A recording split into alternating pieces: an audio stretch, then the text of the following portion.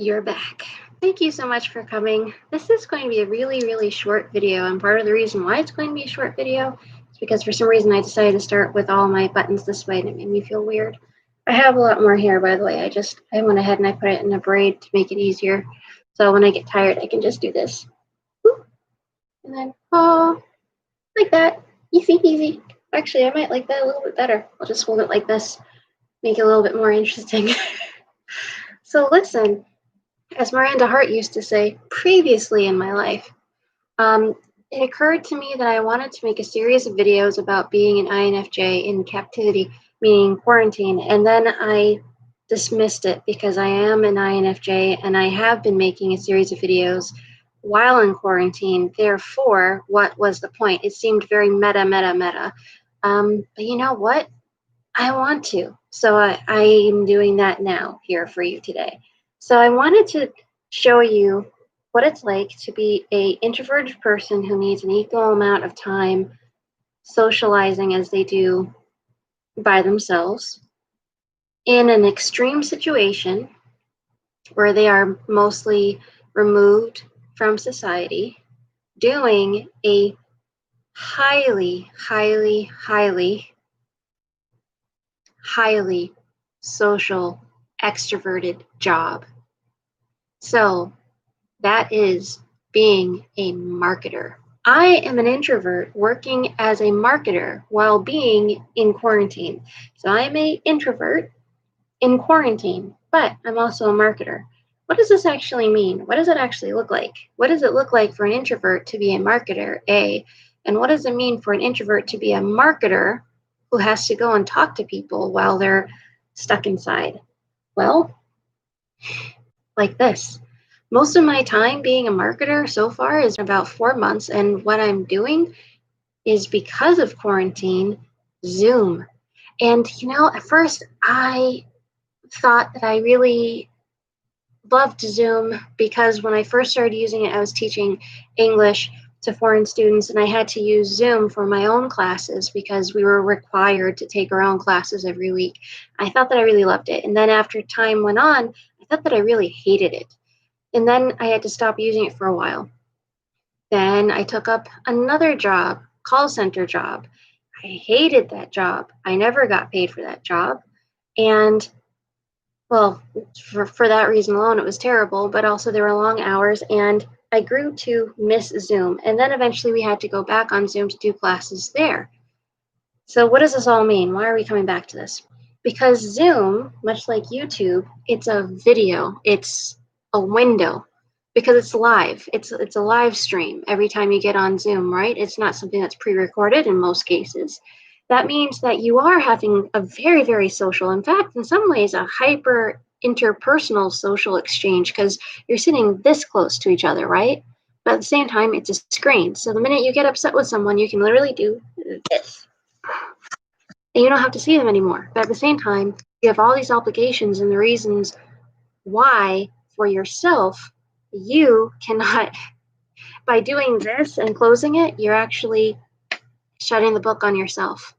You can't reach out to customers, to clients as a call center person, as an English teacher, as a marketer, and do that because the minute you do this, you get rid of many chances. And as an INFJ, I'm constantly narrating the future, right? And I'm taking some words now from a video that I just watched, but I realized he was right. That is what we do. So I look at different things that are happening at the moment, and I look for the commonality and for the thread. So I was just on a very big, very large meeting for public transportation.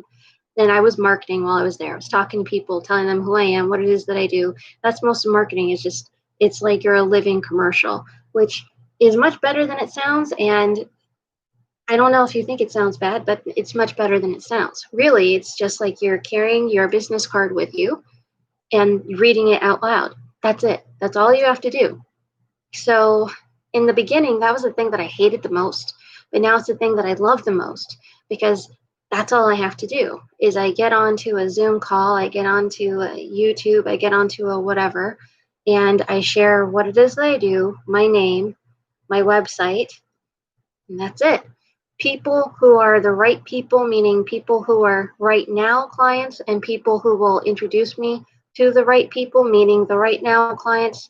So the people who are not going to be clients right now, they take down my information and they do an amazing thing called referrals. Oh, and the wonderful thing about referrals is that they kick in suddenly without notice. It's like a series of unfortunate events, but they're actually a series of very fortunate events that really, really help you. They just happen out of nowhere. Just when you're thinking, well, I guess there's nothing happening today. Someone that you don't know calls you and they ask for service. Fantastic. Never going to turn that down. But the person who gave your name and your website or your number to this new person did turn you down. That's part of the up and down for the INFJ. That's part of the up and down. It's also part of the up and down for anyone who's new at doing something. You're not used to it, and you can't go, "Oh, I know how this is going to work," because don't know how it's going to work yet. You haven't been doing it. I haven't been able to fully establish a pattern yet for what my year is going to look like because I've only been doing this for 4 months. But I can say that so far, built off of my pattern that I have for the past 4 months, there's going to be heavy traffic some months. There's going to be no traffic some months. And that's only going to happen if I let myself get tired. During those heavy traffic months, I get really, really excited and I go too far and I contact way more people. So this is the other thing about being a introverted type doing an extroverted type's job. It's not a fully extroverted type's job because you have to do a whole lot of time doing research to find people. And part of that is because of being in isolation, but the other part is that it's the smarter thing to do. Instead of just walking into any store and talking to any old person, which is a good idea and it does work, it's a lot more effective if you decide a goal, a plan, a sort of tree of what your immediate goals are, what your future goals are, what your intermediate goals are, what's required in order to make each one of those things happen, or what are some perceived requirement steps to make each one of those things happen, and what some positive negatives might be. So if this is not achieved and that is not achieved, what would be the positive outcome from those things not happening? And that is really important because it helps you to keep coping when you're feeling down because you haven't gotten a lot of people getting back to you. So why is this important as an INFJ? An INFJ can plan this. An INFJ can, while talking to people, be subcategorizing them into future dates and hopes. And that's actually what works against us as well, because we put so much stock and so much time. Even while I'm talking to you right now, I'm wondering and I'm thinking, it's really wondering, but it feels more like an educated guess. Out of the people that are coming and watching this right now versus the number of people who come and watch this later, how many of them might be INFJs? How many of them might not be INFJs, might tell an INFJ and refer an INFJ to the job of being a marketer? I don't know, but I'm assuming that I have an idea because of the level of foot traffic on my site versus the level of foot traffic on my site during this time of day, during this day of the week versus Saturday. In other words, if I were to download this and record this and then put it back up on Saturday, this exact thing that I'm doing right now is going to get 10 times more views because it's Saturday. And most of my people watch me Saturday at 1 p.m., Sunday at 2 or 3 p.m. That's the way that it goes. But the truth is, you don't know. And it's very hard to remind yourself that you really don't know. It's very, very easy to sort of bat yourself out of future prospects, meaning being enthusiastic and keeping up that enthusiasm if you're thinking and you're reading the room. Because when you're thinking and you're reading the room, I'm thinking that I have no idea what I look like because I'm not thinking outside. I'm thinking inside. And what I don't realize is that other people think that I look like I'm in a coma. My face goes totally blank. When I get into that place of thinking and storing and subcategorizing the people that I'm talking to and what's going on in the Zoom meeting, my face looks like this.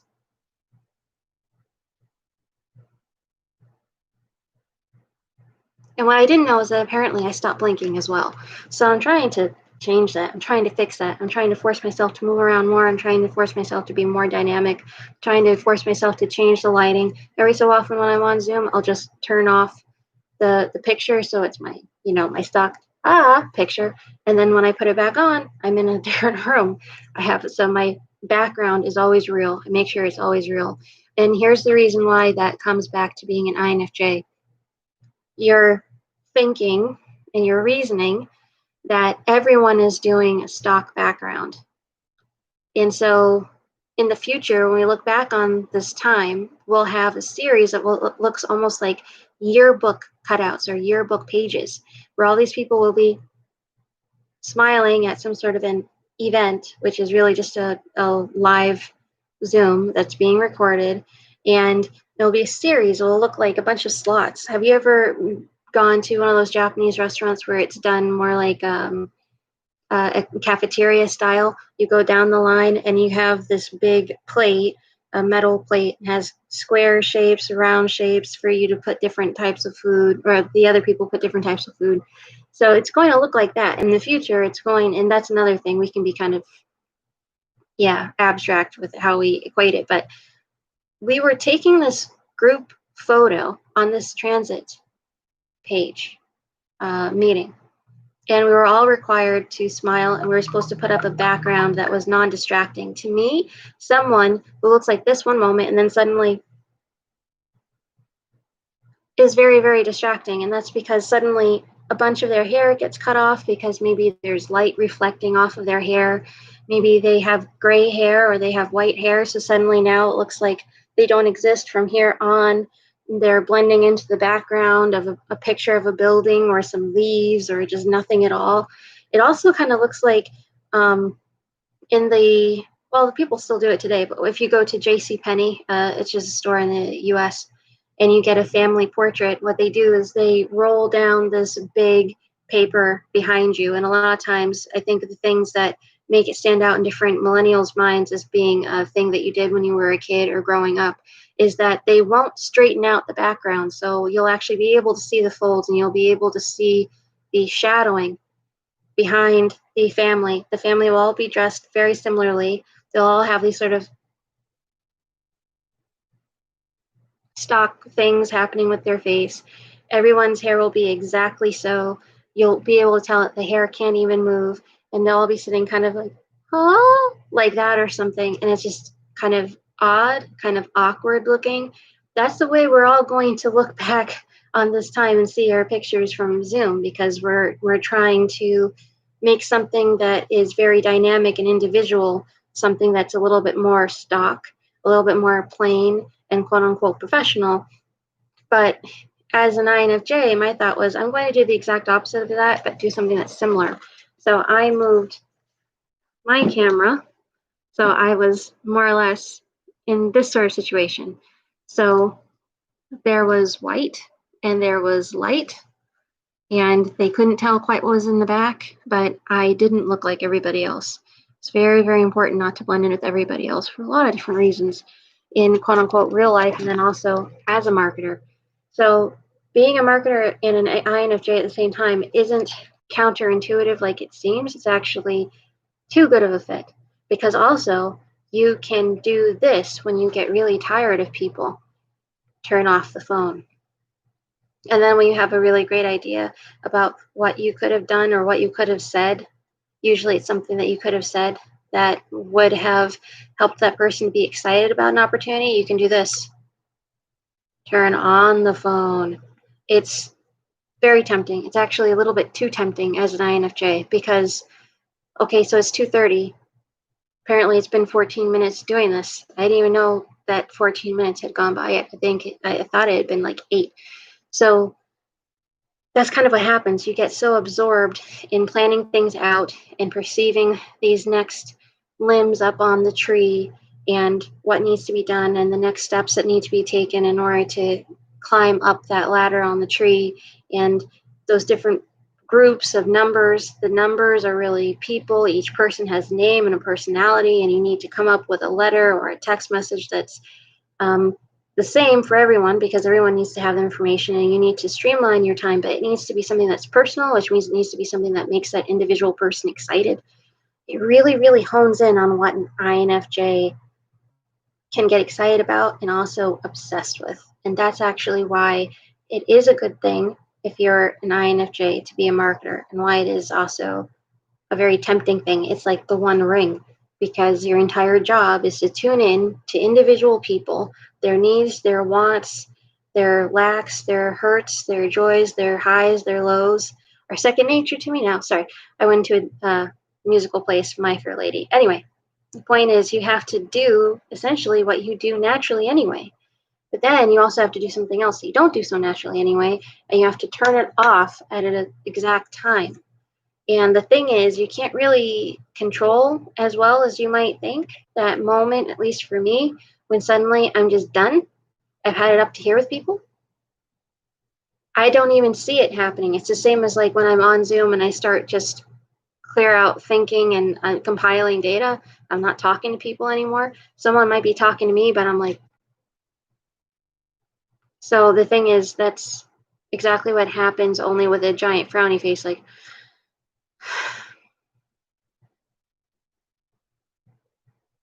hmm, sounds interesting.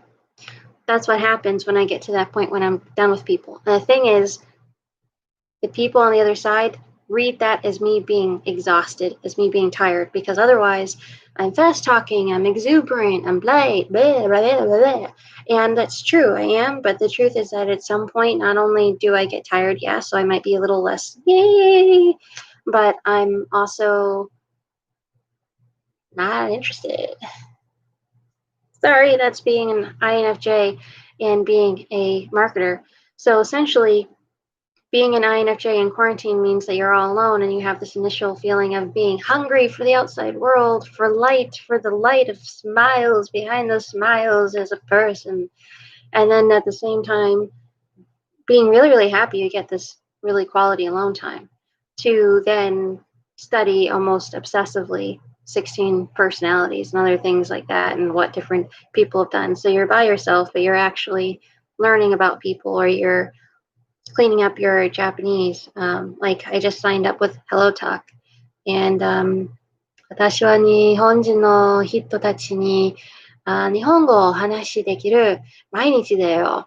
So it's nice, but at the same time, what people don't probably assume is that you're an introvert who's very extroverted in a way. So you don't want to talk to any more people. You don't want any more of that stimuli. But then when you're by yourself,